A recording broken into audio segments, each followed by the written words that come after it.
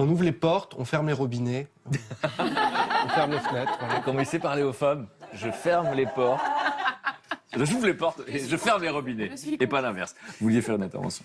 Oui, parce que moi, je me dis, parmi tous les téléspectateurs qui vont regarder cette émission, ça serait intéressant qu'ils ne pensent pas qu'il faille nécessairement transformer sa vie d'une manière extraordinaire ou faire même des choses extraordinaires, vivre des aventures improbables que seules certaines personnes peuvent vivre.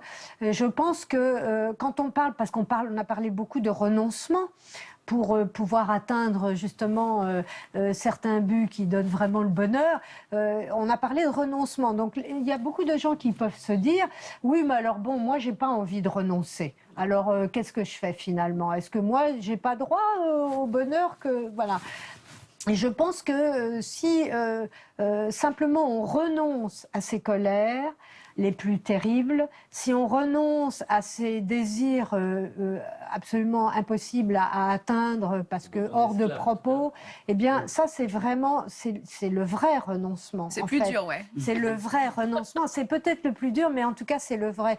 Je crois qu'on peut tous arriver à changer de vie, c'est-à-dire à se changer de vie, pourquoi faire? Pour avoir une vie meilleure, donc pour avoir une vie plus heureuse. On peut le faire à partir de sa propre ouverture du cœur, à partir de se dire finalement voilà, aider les gens, eh bien je deviens souriante, je deviens accueillant, je deviens plus...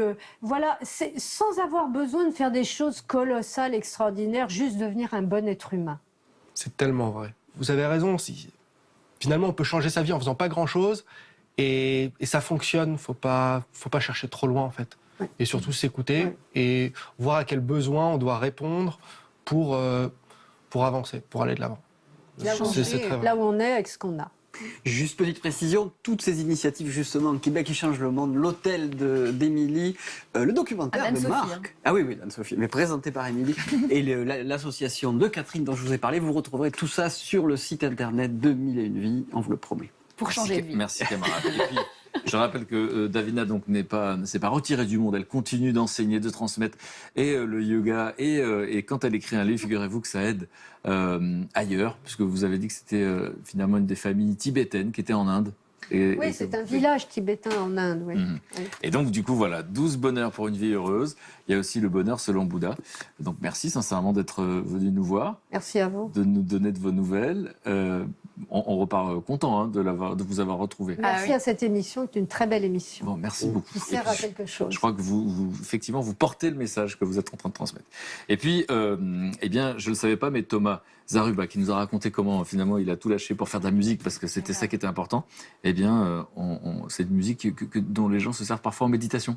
Ah oui, je trouve ça très beau, parce qu'elle est utilisée dans plein de circonstances différentes, ma musique. Il y a des femmes enceintes qui vont rechercher des sensations différentes en écoutant la musique avec leur nouveau-né, enfin avec le futur nouveau-né. Futur bébé. C'est joli. Des parents qui me disent qu'ils n'arrivent pas à faire dormir leur enfant depuis 6 mois parce qu'il se réveille tout le temps, il crie, il pleure.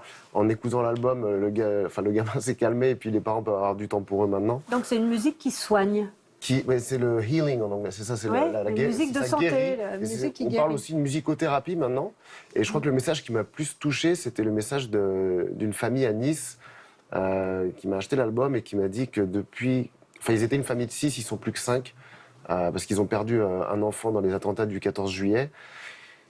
Et ils m'ont dit, depuis qu'on écoute votre album, en fait, cette musique, c'est un médicament pour la reconstruction de notre famille. C'est cool, parce que moi, le succès, je l'ai touché le jour où j'ai reçu ce mail. Et puis vous l'avez composé à la suite des attentats. Mais voilà. Et le jour où j'ai donné le concert à l'ambassade tchèque, c'était le jour où j'ai appris qu'il y avait à Westminster, à Londres, encore un attentat. Vous avez un relais avec les attentats. Hein. C'est terrible, hein. Oui. Non, c'est pas terrible. Enfin, c'est terrible. Force est de constater que c'est là et que je suis pas à ces endroits-là jusqu'à présent. Donc je touche du bois. Et vous essayez de faire du bien. Voilà. Bon, merci beaucoup. Merci d'être venu raconter comment vous avez affronté vos peurs pour changer de vie. Merci les camarades. Merci beaucoup. Merci. On va suivre de très près vos aventures. Merci Pascal. Vous revenez quand vous voulez. Merci à vous.